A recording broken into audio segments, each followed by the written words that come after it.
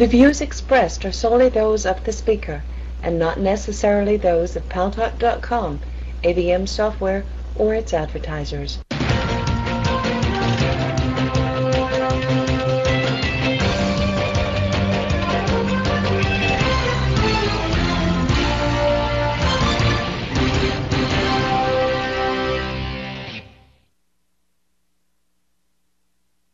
News Talk is online. Talk Online is a production of Paltalk.com, the largest multimedia interactive program on the internet with more than 4 million unique users.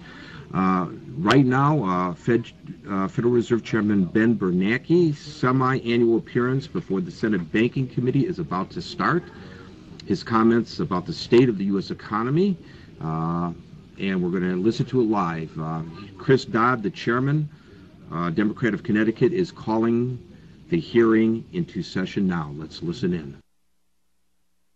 Actually, after being notified of a meeting, to actually read the material and prepare for the markup, and it's particularly the amendment process and getting a timely amendment in for a markup.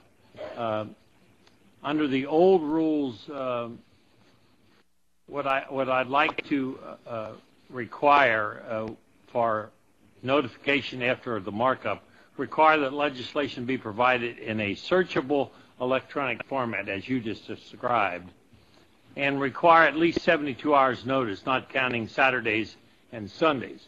Right now, if you notice us on Friday, on Monday, there is a requirement to get in your amendments.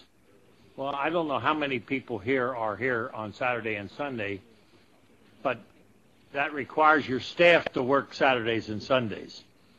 I would at least like, instead of the current 3 business days, the amendment also changes the deadline for notice of first-degree amendments to no less than 48 hours after the markup notice, not counting Saturdays and Sundays, instead of the current 2 business days to a markup. That's what my amendment basically says. Well, I thank my colleague, and let me, we've gone back. First, let me applaud my colleague and thank him for the idea of having making the bill itself available electronically, which is, again, catching up with the modern age, so that will be filed accordingly so people can be aware of it without having to get a paper version of it. So I accept that amendment. The second part of the first part of the amendment, however it's drafted, is of concern to me, and I'm going to ask staff to explain what has been the ongoing practice of the committee for at least, we went back 20 years, at least 20, and I suspect even further than that. The Senate is designed in the way it should be, of course, for us to try and reach compromise whenever we can.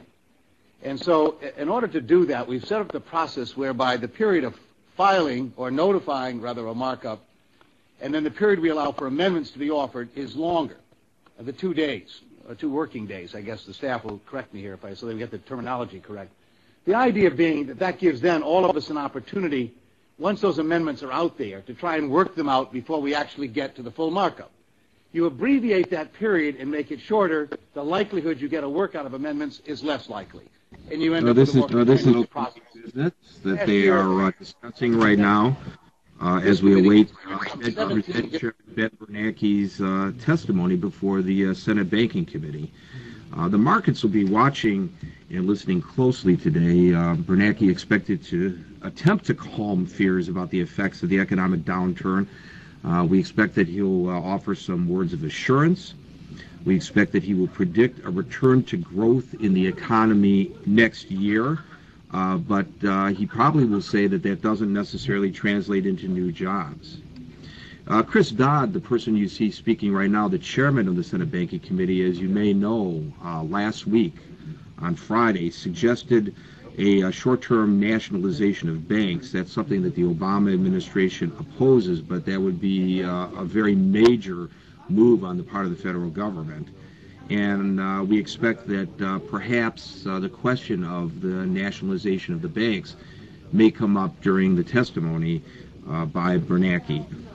He will be questioned about how the Fed is addressing the issue of our credit-starved economy and what it is planning to do to make it possible for financial institutions to start lending money again so that you and I can get credit and get the economy rocking and rolling.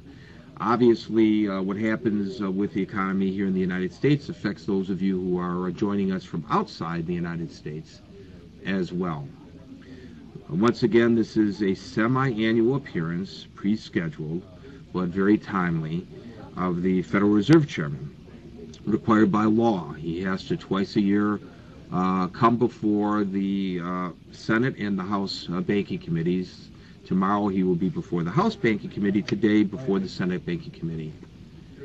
And the various committee members are just taking care of a little business, legislative business that they have to resolve, parliamentary procedures and such, before they call Fed Chairman Ben Bernanke to testify. He'll be sworn in.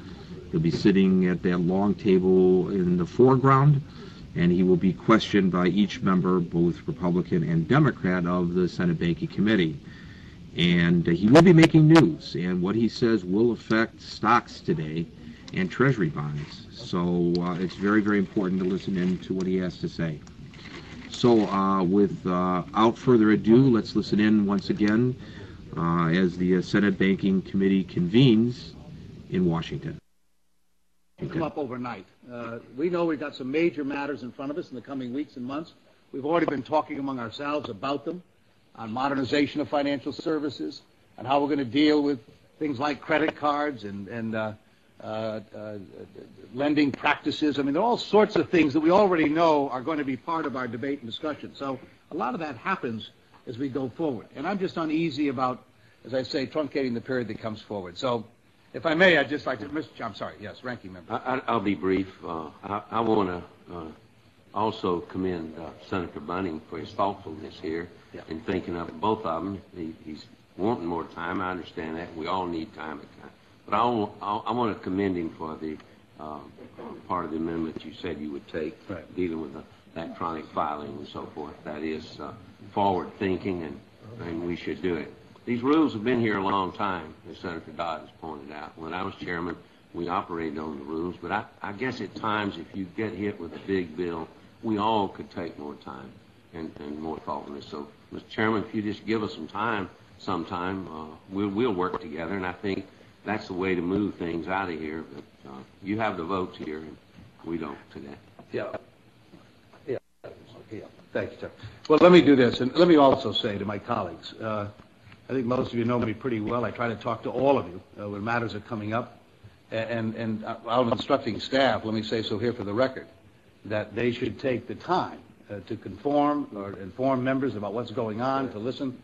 A lot of this gets done through the comity of a committee, members working together in that fashion. And I certainly have tried to do that over the last 2 years and will continue to do that under my chairmanship. So if I may, what I'd like to is I'll offer a second-degree amendment. I offer retains that aspect of the amendment dealing with the searchable electronic format of the bill. And then what I'd like to do then is urge my colleagues to vote aye on the Dodd second-degree amendment to the Bunning amendment,